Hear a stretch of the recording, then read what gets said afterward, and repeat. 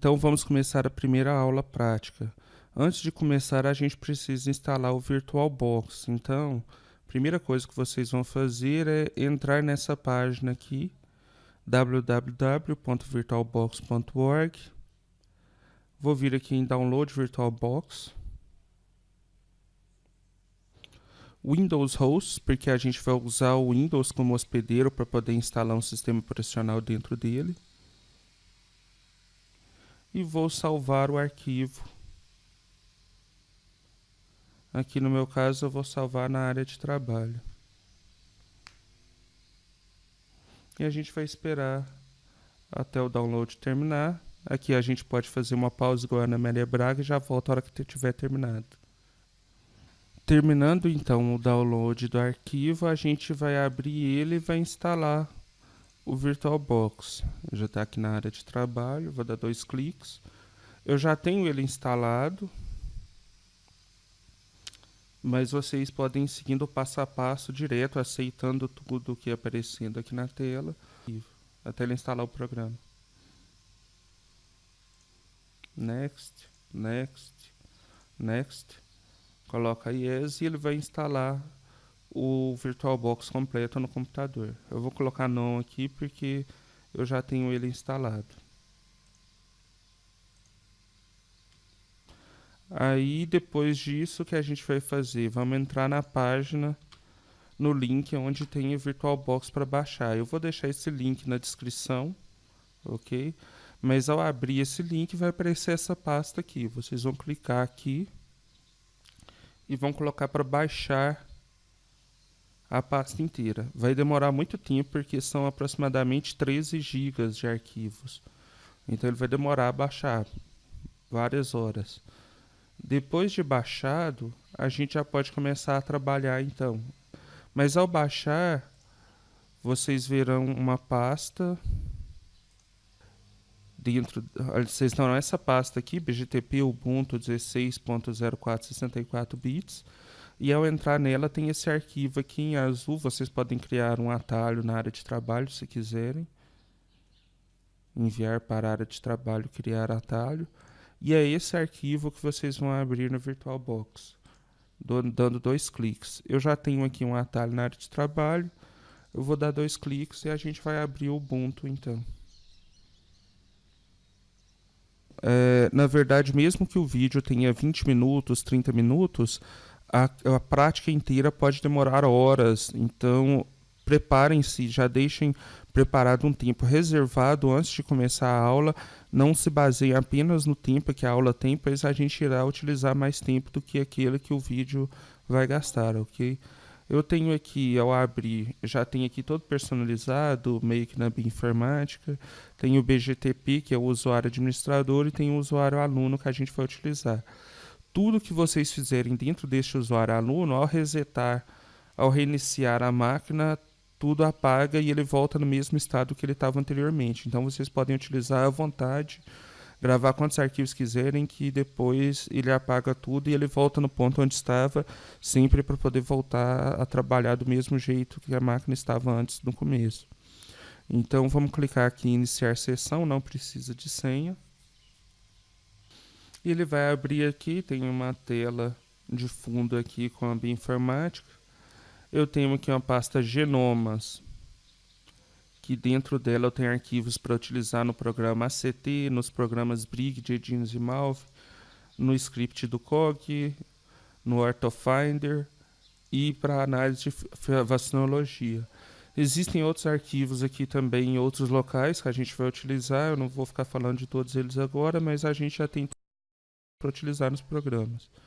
A gente tem uma pasta tutoriais, onde tem tutorial aqui de uma linha de comando para vacinologia e um manual prático teórico de bioinformática e um tutorial para os programas que a gente utiliza, todos eles. Mas as pastas que a gente vai trabalhar são essas aqui, genomas e tutoriais.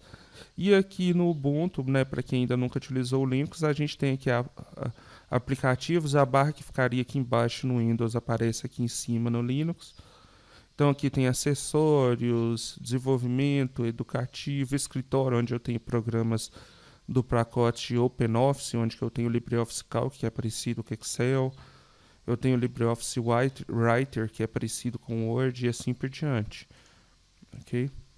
Tenho locais onde eu tenho a pasta pessoal do usuário, a área de trabalho, documentos, música, diversas outras pastas, aqui CD também, etc. E a gente tem aqui esse ícone que é o do terminal. A gente vai começar abrindo pelo terminal aqui para poder trabalhar, ok? O terminal é onde que a gente coloca as linhas de comando com os comandos para executar as tarefas dentro do Linux. Dentro desse terminal a gente vai executar alguns comandos, então, para a gente fazer uma pequena introdução ao terminal, para vocês saberem como utilizar esses comandos, para quando a gente for utilizar os programas, vocês já saberem como chegar na pasta onde está o programa, abrir os arquivos, etc. Então a gente vai começar com alguns programas, com alguns comandos básicos, como por exemplo pwd, para ficar melhor de enxergar. E a gente vai começar digitando pwd, que na verdade significa Print Working Directory, que ele vai imprimir para mim em qual pasta eu estou no meu Linux. Então eu vou deletar aqui, né, e a gente vai digitar só pwd, ele vai me falar em qual pasta eu estou dentro do terminal. Então eu estou dentro da pasta Home Aluno. Na verdade,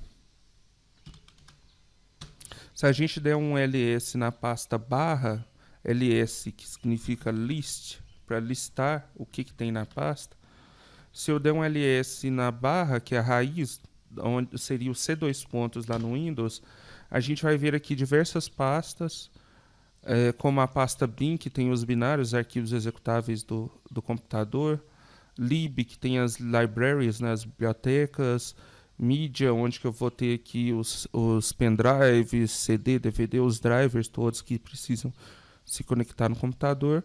E eu tenho a pasta home, onde que vai ter os usuários. Então eu vou dar CD de change directory, que ele vai mudar de diretório, né, da pasta onde eu estou. Então eu vou dar um CD barra home.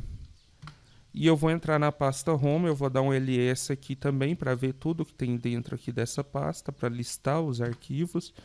E eu vou ver aqui que eu tenho uma pasta Aluno e uma pasta BGTP. Aluno é o usuário que a gente está utilizando, BGTP é o usuário administrador. Voltar então para a pasta Aluno para ficar no mesmo local que todo mundo está.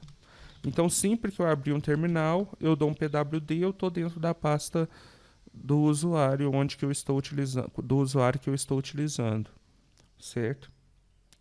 E aí o que eu vou fazer? A primeira coisa que eu vou fazer é entrar na pasta Downloads, dar um ls para ver todos os arquivos que estão aqui dentro.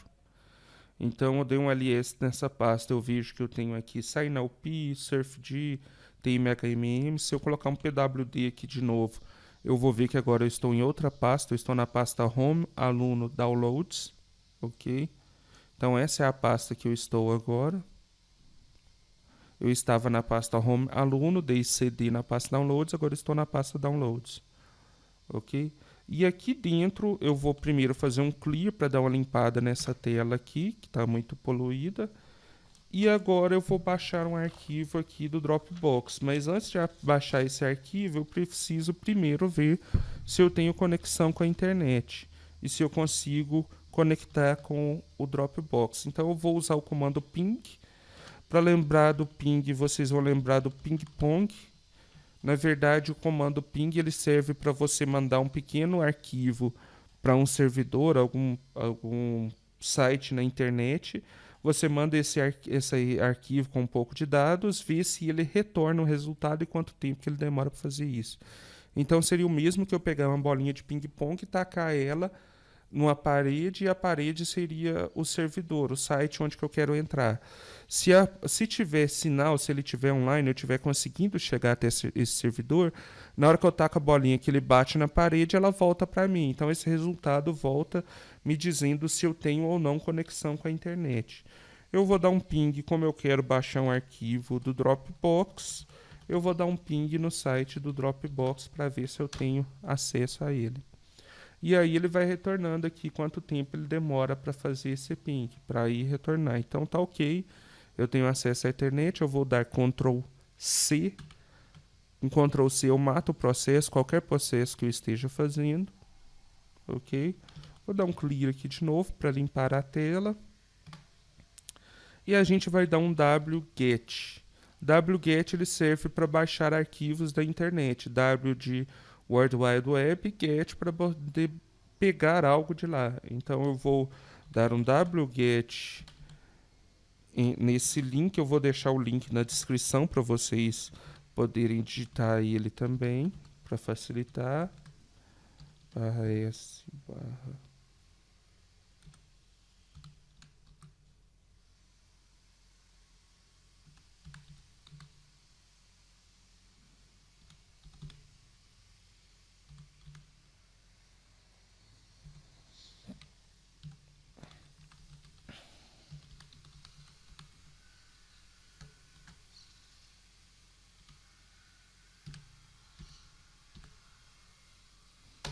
e vou dar o wget, eu vou conseguir baixar esse arquivo. Olha lá, ele já entrou em contato com o site, baixou o arquivo 100% em 1,5 segundos.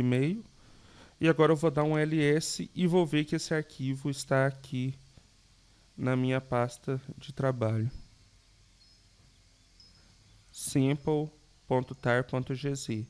Só que o arquivo ele deveria terminar aqui em tar.gz. Tar.gz é um método de compressão de arquivos. Assim como o zip, o WinRAR, zip e RAR, eles são tipos de compressão de arquivos. Aqui o tar.gz também é a mesma coisa. É um tipo de compressão de arquivo. Só que ele apareceu com esse DL igual a 0 aqui, que é parte do link que a gente digitou. Se eu der seta para cima aqui, eu vejo os comandos que a gente digitou anteriormente. Eu consigo navegar neles. Então, se eu for aqui, eu vejo que aqui tem DL igual a 0 no link do arquivo. E daí, na hora que ele baixou o arquivo, ele baixou com esse nome aqui. Então, eu preciso modificar esse nome. O que eu vou fazer, então? Eu vou renomear o nome desse arquivo. Para renomear, eu utilizo o comando move, mv, que é para mover o arquivo. Então, eu vou mover esse arquivo para um novo arquivo com o nome que eu quero. Se eu digitar só uma parte do nome do arquivo, sample, e apertar tab, ele completa o nome para mim. Então, eu vou utilizar esse recurso para digitar corretamente. E vou deixar esse comando aqui, move simple.tar.gz dl igual a 0 para simple.tar.gz. O padrão do move é sempre esse. Eu estou movendo o arquivo X para um arquivo Y, ok? E vou dar Enter. Agora eu faço um ls de novo e vejo que o meu arquivo está com o nome correto. Durante esses comandos, vocês podem ir pausando para poder digitar o mesmo comando no computador de vocês, ou vocês podem seguir o tutorial que eu coloco disponível também para vocês visualizarem esses comandos. Então, o arquivo sample.tar.gz já está aqui, então agora eu posso descomprimir esse arquivo. Primeiro eu vou dar um clear aqui para limpar. E agora eu vou usar o comando tar -exvf, que eu vou descompactar um arquivo gz, descompactar com x, de extrair, com um v de verbose, que ele vai ficar mostrando tudo o que ele está fazendo, e com f para forçar essa descompressão. E eu vou colocar um nome do arquivo aqui. Ok? Ao fazer isso, colocar esse comando tar -exvf sample.tar.gz, vendo que aqui tem um espaço aqui também, ok? Digitando isso e dando Enter, eu vou descompactar a pasta inteira. E aí eu dou um ls, agora eu vejo que eu tenho uma pasta chamada sample, ok? Nessa pasta sample, eu posso ver o que tem dentro dessa pasta. Então, eu vou dar cd sample. Antes, só lembrando, qualquer comando que vocês forem utilizar, basta você digitar o comando e apertar Enter, que ele mostra as opções para esse comando. Então, por exemplo, eu posso utilizar a opção "-help" para ver como é que utiliza o comando tar. Então, eu vou colocar aqui "-help", tar "-help", eu vou ver as opções. Então, "-v verbose", que foi aquele que a gente utilizou. Aqui é "-x" maiúsculo, vamos procurar um "-x" minúsculo.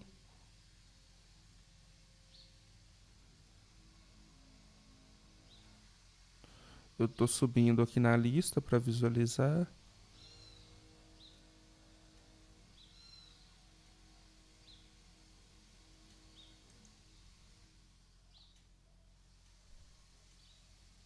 Então, o "-x" minúsculo é o mesmo que colocar "-extract", que serve para extrair arquivos de um registro de arquivos, ok?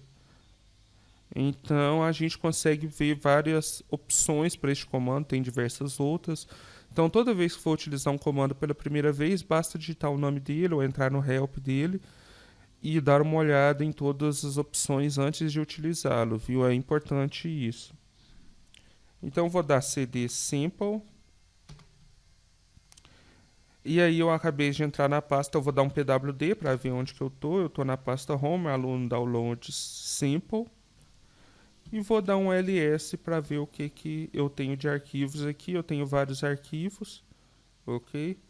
Se eu der um less no arquivo sequence.fasta, que é este daqui, eu vou visualizar minhas sequências de nucleotídeos, de aminoácidos, de proteínas.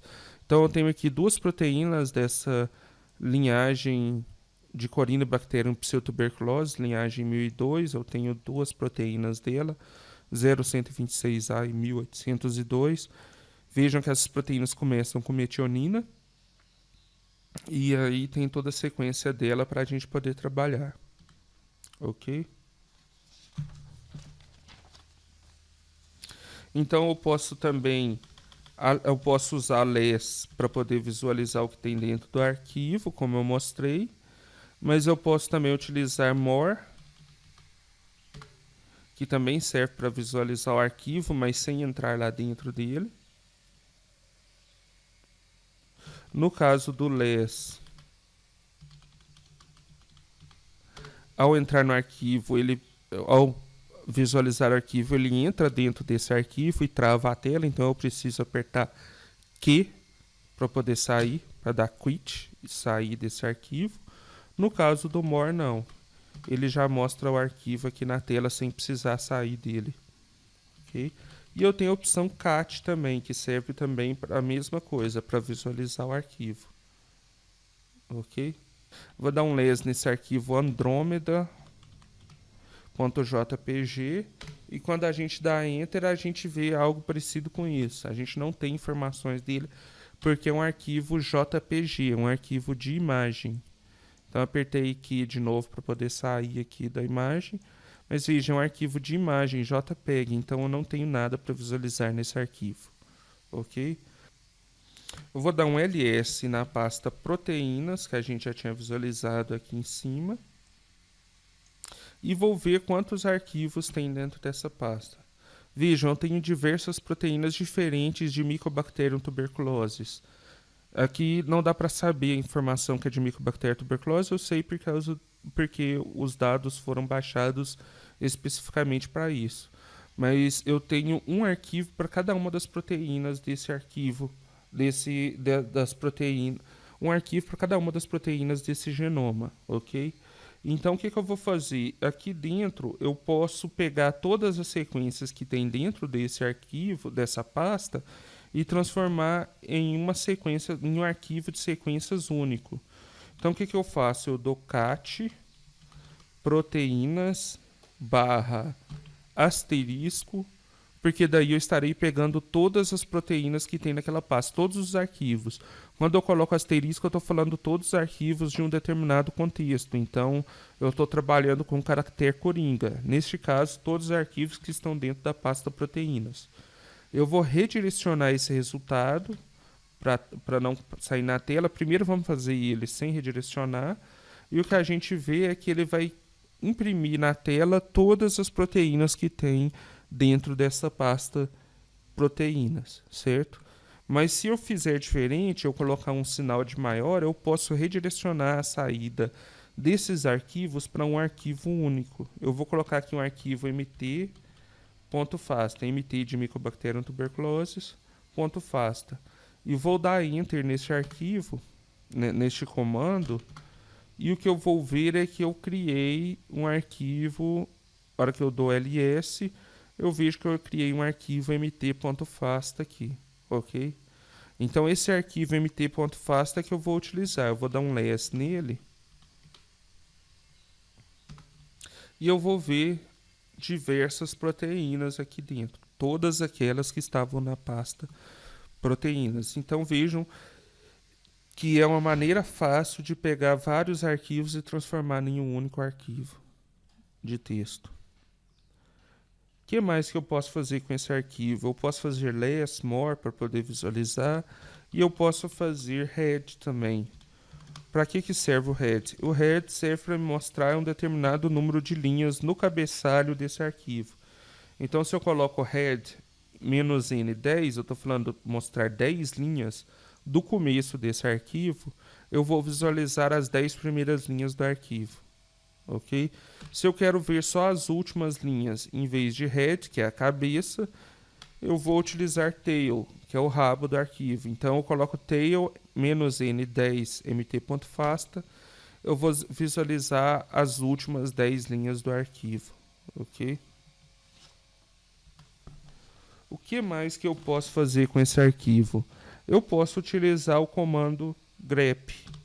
Então eu vou utilizar o comando grep para poder procurar padrões nesse arquivo. Então eu posso procurar, por exemplo, grep sinal de maior, porque eu sei que cada proteína nesse arquivo começa com o sinal de maior, o identificador da proteína e depois vem a sequência. Então, para cada sequência de proteína eu tenho uma linha dessa, e para cada linha dessa eu tenho um sinal de maior desse. Então, se eu contar quantos sinais de maior eu tenho dentro do meu arquivo, eu consigo saber quantas proteínas eu tenho. Então, primeiramente, eu vou pegar todas as linhas que têm o sinal de maior no arquivo mt.fasta, vou dar enter e aí eu consigo visualizar todas as proteínas, todos os cabeçalhos das proteínas. Se eu coloco grep -c, eu vou contar quantas ocorrências tem desse sinal de maior. Então, eu vou saber quantas proteínas eu tenho nesse arquivo. Então, vou dar aqui vou dar um enter aqui, e eu tenho 3.988 proteínas dentro deste meu arquivo, ok? Eu posso utilizar o grep para outras funções também. Por exemplo, se eu quero encontrar um domínio conservado dentro da minha proteína, eu posso procurar, por exemplo, por grep acap. É claro que aqui não é o ideal procurar um domínio assim, porque se tiver um domínio que tiver terminado, um motivo, aliás, que tiver terminado com AK no final de uma linha e começado com AP no começo de outra linha, ele não vai ser contabilizado porque eles não estão todos juntos, o ACAP. Mas eu posso fazer grep acap mt.fasta e eu vou ver aqui todas as linhas que contêm esse motivo que eu estou procurando, ok? Posso ainda contar quantas ocorrências existem dele utilizando o grep -c, e eu tenho 21 ocorrências dele nas minhas sequências todas, ok? Além disso, eu tenho outra opção. Eu ainda posso utilizar um caractere coringa aqui no meio. Então, por exemplo, se eu quero encontrar um motivo LPXTG, que é o motivo de exportação da proteína utilizando sortase, o que eu faço? O X aqui ele significa qualquer aminoácido. Então, para servir como qualquer aminoácido, eu coloco o ponto. O grep reconhece o ponto como sendo qualquer coisa. Então, eu coloco o ponto ali, o caractere coringa, aperto Enter, e eu vejo que existem 46 ocorrências de LP, alguma coisa TG. Se eu tirar o "-c" aqui, eu consigo ver todas essas ocorrências. LP, LTG, LP, ITG, LP, GTG e assim por diante. Por fim, a última coisa que eu vou fazer é mostrar para vocês o comando de remoção de arquivos. Como que a gente remove arquivos? Então, o que eu vou fazer? Eu vou copiar o arquivo mt.fasta para um arquivo mt2.fasta.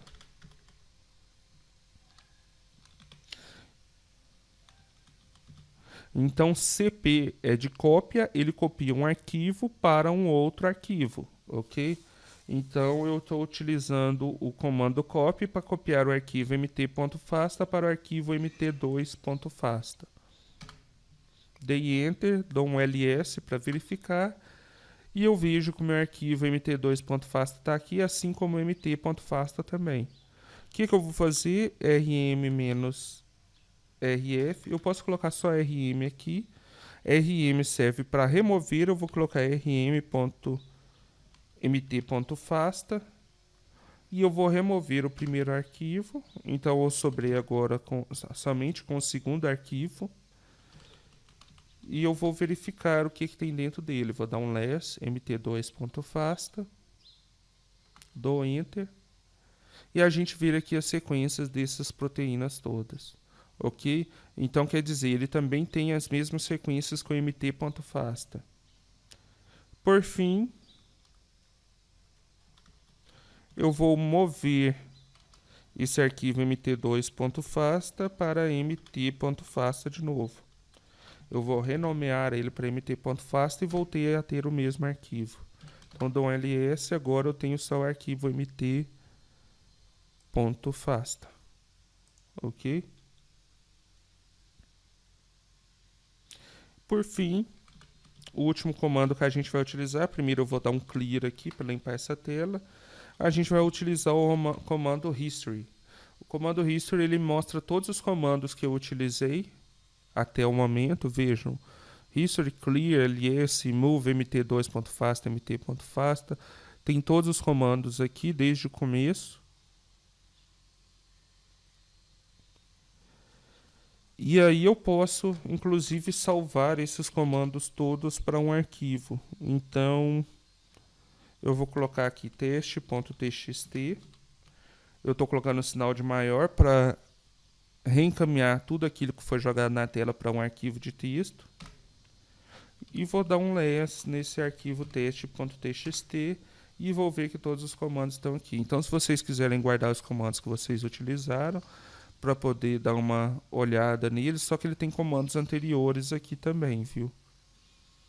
Então, vocês têm que ir até lá no final para poder encontrar os comandos que vocês utilizaram, ok? E é isso, a nossa primeira aula com a introdução aos comandos do Linux termina por aqui. E na próxima a gente continua fazendo algumas análises no Windows rapidamente, para depois utilizar apenas o Linux com os programas todos que a gente tem para utilizar, ok? A gente vai ficando por aqui e até a próxima, pessoal.